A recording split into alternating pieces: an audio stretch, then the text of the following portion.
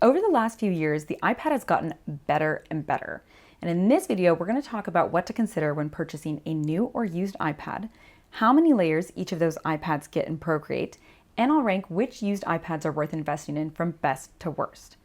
And spoiler alert, you don't have to get the most expensive or newest iPad to have an excellent drawing tool. If this is the first time you're seeing a video from me, hi, I'm Brooke Glazer. I'm a professional illustrator and I create online classes and resources for artists. When I'm deciding how good or bad an iPad is, I'm considering the physical size of the iPad, how many gigabytes of storage that I need, and ultimately, the most important factor is how many layers I'll get on the iPad app Procreate.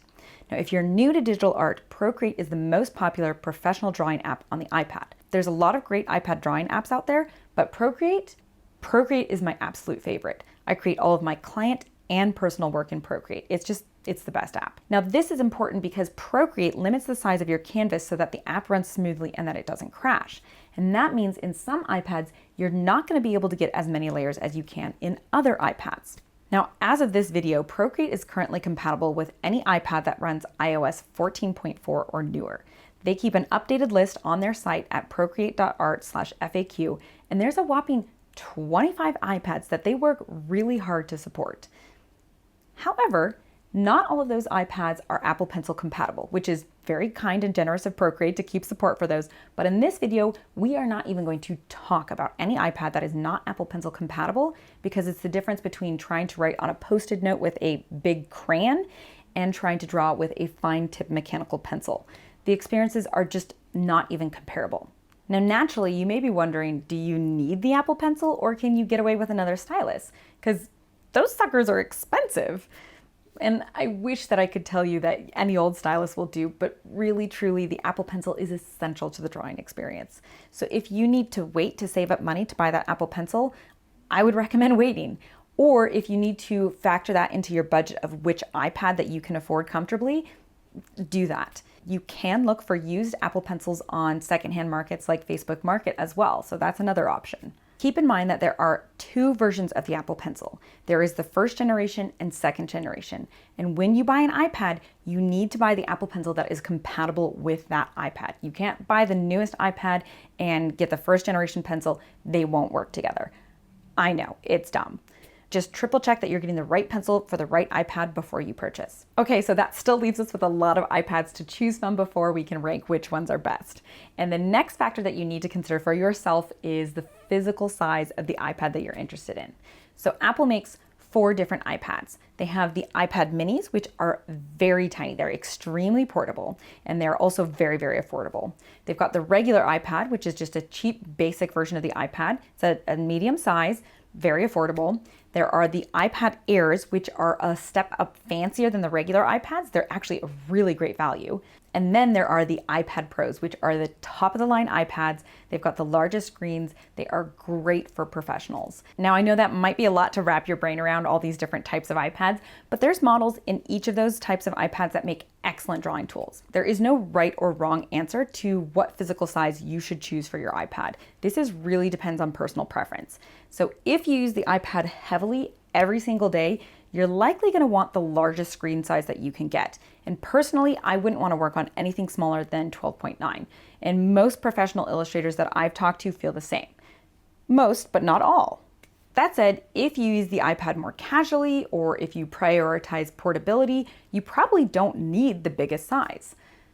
Last year, a lot of you chimed in with a comment saying how happy you were with your smaller iPads. And this year, when I polled my audience on Instagram, those that had an iPad that were smaller than that 12.9 inch, about 40% of people wish they had a bigger size iPad and 60% were happy with the size of their iPad. So with all that said, the Airs are a good size, the regulars are a good size, the minis, just keep in mind, those are extremely tiny. So if you like working small, then they might be a good option for you. But for me, they're just not really usable. But you know what's best for you. If you're unsure what size to get, I encourage you to go to an Apple store so that you can get a physical feeling for what size they are. And if you can't visit an Apple store, think about what size of sketchbook do you use? Would you want to go smaller? Would you want to go larger? The iPad Pros are approximately the size of a US letter sheet, so they're a decent size. Someone in last year's video made a clever suggestion for cutting up some cardboard to get the feeling for the size. There really is nothing like physically holding a piece of paper to understand how big would this thing be.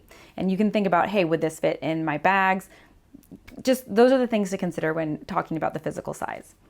The next choice you have when buying an iPad is how much storage should you get? Each model of the iPad comes with a different amount of storage. And personally, in over 6 years of me using an iPad, I've used about 180 gigabytes of storage. Now, I don't store videos or photos on my iPad. If I did, I might have blown through my storage. But I also have not deleted much of my art. So I probably could have gotten away with less storage if I was removing art from my iPad and storing it somewhere else, such as a computer, cloud storage, or an external hard drive. Personally, I would struggle to get away with anything under 128 gigabytes, and I would really prefer at least 256 gigabytes. I would be shocked if you could get away with 32 gigabytes. And I really think that 64 gigabytes is really pushing it. Now, if you plan to upgrade your iPad in a year or two, you might be able to get away with some of that lower storage. But personally, when I'm investing in an iPad, I'm planning to keep it as long as I can. Okay, now we're on to the most important question. How big of a canvas or how many layers am I going to get while drawing on my iPad? Like I mentioned in the beginning, Procreate limits the size of your canvas so that the app will run smoothly and prevent crashes. That means in some iPads, you'll get more or less layers than other iPads. If you'd like a more in-depth explanation of what actually affects those layer limits in each of the iPads, you can check out the info in my last iPad buying guide, which I'll link to somewhere on that screen. All of that info is still totally relevant. But if talking about RAM and tech stuff gives you a headache, I got you. I'm going to spare you the confusing tech and just break it down with some simple graphics for you here. And I just want to say a big thank you to everyone on Instagram who helped me do the research for all of this, and to the Procreate team for confirming the info on some of the newer iPads for me. So, if you want to create a piece of art in a 16-inch by 16-inch canvas at 300 dpi, we'll start with the iPad minis. Both the 5 and 6, they get 7 layers, which is not bad considering how small they are. Then in the regular iPads, you'll get 7 layers, except for that Generation 6. That one only gets 4 layers. Moving on to the iPad Airs, the 3rd generation gets 7 layers. The 4th gets 19, which is double the amount of layers. That's a lot of layers. We're going to come back to the iPad 5 in a bit, but I want to talk about the iPad Pros first. I know I said that the iPad Pros are top of the line, but there was one model that was a total bummer. That 9.7-inch iPad Pro, it only gets 4 layers. They shouldn't have called this iPad a Pro. It's really not that great at all. Apple did make another one-off size Pro at 10.5 inches, and that one gets 19 layers, which is not bad. Now, up until this point, it hasn't mattered how much storage you buy for these iPads. You could get the same amount of gigabytes in storage no matter what, and you're going to get the same amount of layers in Procreate. But once Apple introduced iPads that offered storage amounts of 1 terabyte and over, that meant different amounts of layers in Procreate. So I've added this color-coded key down here to help us visually separate that. So for example, if you bought the 1st generation iPad Pro 11 inches with less than 1 terabyte of storage, you would get 19 layers. But if you bought the same iPad, that 1st generation iPad Pro 11 inches, but you got it with 1 terabyte or more of storage, you would get 25 layers. Same iPad, same physical size, different amounts of storage. Now that's not the case across the board. For example, the 12.9 iPad Pro Generation 1 and 2, you only get 19 layers. There's no difference in how much storage you get. You just get that 19 layers. But once you get into that Generation 3 12.9-inch iPad Pro, there's a difference in the storage. So if you got less than 1 terabyte, you get 19 layers, and if you get 1 terabyte or more, you get 25. I know it's confusing. Trust me, I spent more time than I care to admit on this chart. Anyhow, 19 layers versus 25 layers, it isn't very exciting. But in 2021, Apple introduced the M1 chip into their iPads, which made them way more powerful. And that means a whopping 41 layers for these listed iPad Pros. That's almost double the amount of layers, which is amazing. But what's really exciting is the iPad Air 5, because it also got that same chip, and it gets freaking 41 layers. That puts the iPad Air on the same level as the iPad Pros, and it's way cheaper than the iPad Pros. That thing is a steal. But of course, the most impressive of all are the iPad Pros with 1 terabyte and up of storage. They get 77 layers in Procreate. One caveat to those layer limits, if you're looking at that graphic and saying, what the heck, I don't get that many layers on my iPad. Well, you, my friend, are in for a treat. You just need to make sure that you are updated to iOS 15 and then make sure that Procreate is up to date, and then you will get that boost in layers. Congratulations, you didn't even need to buy a new iPad. Now, you may be wondering by now, how many layers do you need?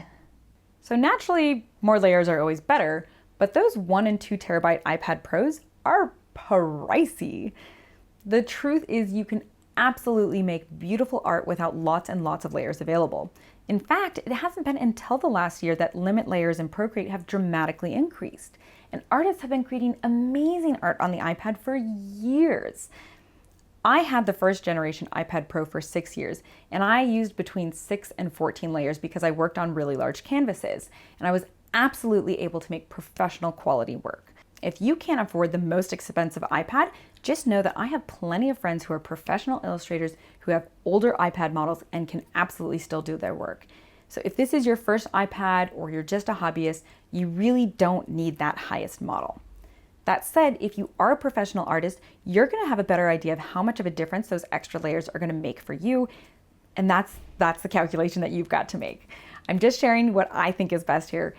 You know what's best for you. There's one new feature that only the 11-inch iPad Pro Generation 4 and 12.9 iPad Pro Generation 6 will have: Apple Pencil Hover. Apple Pencil Hover has the potential to be something amazing, but at the time of recording this video, very few apps have updated to take advantage of this feature.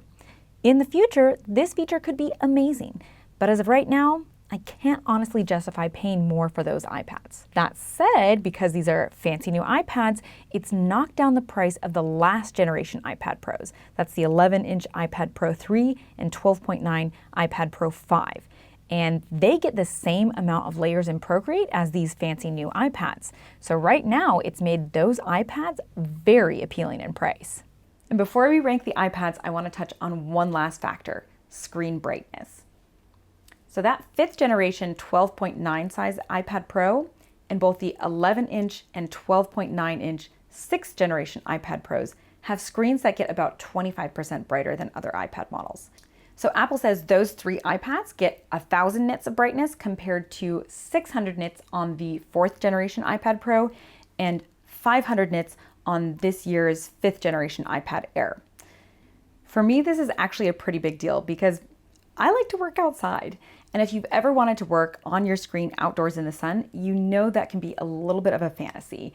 It can be really hard to see your screen. I'm actually filming this video while I'm traveling in Thailand, and while I'm here, I am definitely going to be outside drawing on my iPad, probably under some shade, and these iPads, frankly, are much easier to see outside. Now, having the screen at full brightness does come at the cost of running the battery down a little bit faster, but hey, if that means I get to draw in nice weather, I'll take it. A quick caveat before I rank these. This is just my preference. You might feel like a different iPad is better for you. I don't mean to talk smack on the iPad that you have and that you love. You might feel like a different size, like physical size, is better for you, or price point might be less of a concern for you than it is for me. So just take my rankings with a grain of salt. And if you've never watched an S tier ranking on YouTube, from what I understand, S just means it's superior, so it's better than an A+. And I want to start with the minis. So the Mini 5 I'm going to put at an E, and the Mini 6 I'm going to put, I'll put it at a D. So oddly enough to me, the minis are a little bit more expensive than the regular iPads. They're like $50 more than the newest version of each of those. So I guess that makes sense if you prioritize having more portable size of iPad, but for me personally, it's just too small. You don't get any more layers than the regular iPads either. Now, a mini is a great starter iPad. Again, you can still make great art on these. So this ranking is totally subjective. That said, this regular 6, that is an F. The amount of layers you get with this iPad is the worst, and it's a really small screen. This is one of the few iPads that I would recommend against getting. Pretty much everything else on here, it's not bad. The regular 7 and 8, I'm gonna put on an E. These have less storage than the 9 and 10. There's nothing wrong with these. It's just that if you can afford newer, newer is better. Apple will support devices for longer. The newer they are, Procreate will support those devices for longer. A newer device will just run a little bit faster. So that's why I would rank 9 and 10 at a D and the 8 and 7 at an E. If you were deciding between the 10 and 9, I would choose the 10 over the 9 because the 10 is a slightly larger size, but it doesn't get more layers, so that's kind of a toss-up. For the Air, I would mark this as an E. You only get 7 layers on that 16 by 16 inch 300 dpi canvas, so this is pretty low on the rankings for me. However, the 4 I would put at like a C.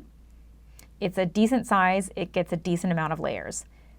This iPad Air 5 though, it's an S. This thing is such a great value. It gets so many layers for such a great price point. I highly recommend this iPad.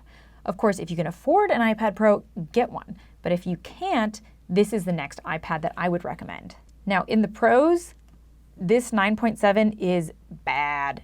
Do not get this one. These are the only two. I really do not get these ones. Now the 10.5, I'll put it at a C.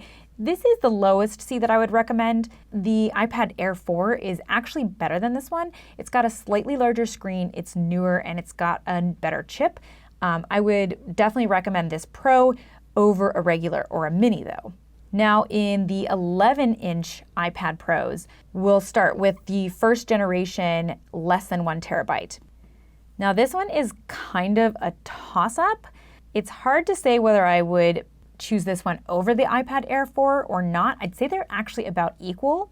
But if you get the first generation 11-inch with a terabyte or more of storage, that one is, I would put it in the B layer. The same thing with the iPad Pro 2 11-inch. These are both decent. They get 25 layers in that large canvas size. And again, I'd always go with a newer model before I'd go with an older model. Now the generation 3 under 1 terabyte and generation 4 under 1 terabyte, now we are getting into the best of the best. Seriously, anything in the A and S tiers are going to be excellent iPads. I would recommend getting whatever you can comfortably afford in these tiers.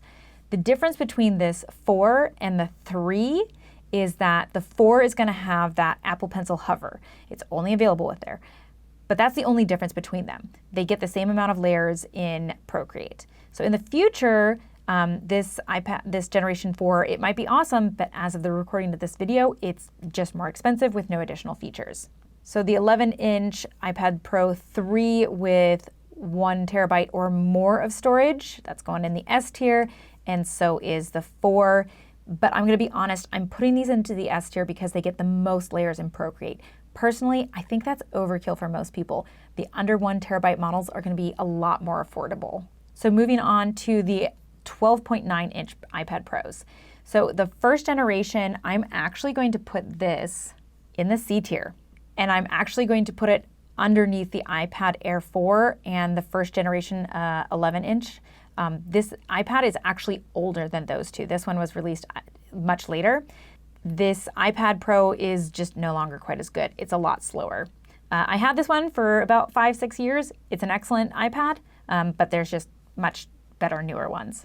The second generation, I would put this about the same. All 3 of these iPads right here, they're just about the same. This one's a larger screen, so you might want that one. But the third generation with less than a terabyte of storage in that 12.9, that is the best in this C tier, mostly because I value the larger screen size.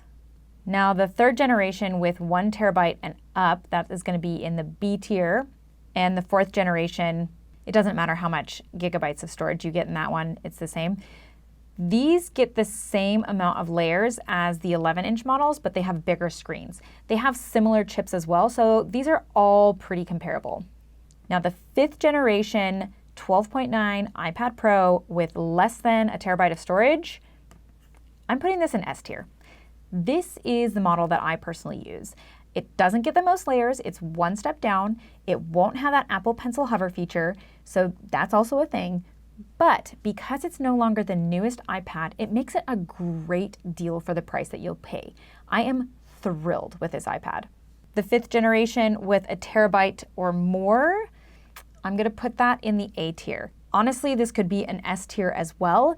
It's got the most layers that you can get, but it's really expensive. And frankly, if you are going to ball out and spend this much on an iPad, you may as well get the Generation 6 one because it's got Apple Pencil Hover. So Generation 6 with less than 1 terabyte, that one's gonna go in the A tier. This one's got Hover, but it doesn't have the max amount of layers.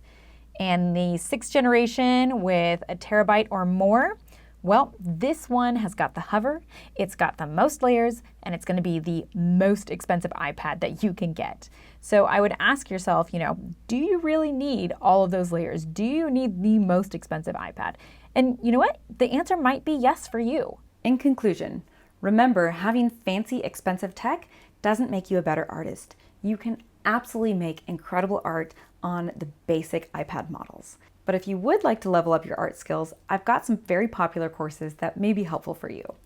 If you're new to Procreate, I've got classes on that. And if you're new to making art in general, I've got beginner drawing courses, classes on color, and on how to find your style. I'm currently working on a video about how I used my iPad as a replacement to my laptop for a month. So if you'd like to watch that, be sure to hit subscribe. And if this video was helpful to you, please give it a like or a comment, as it really helps my channel out. I'll inevitably need to update this video as Apple adds more iPads to their lineup. So if you have questions that I didn't cover here, please feel free to drop them in the comments and I'll do my best to cover them.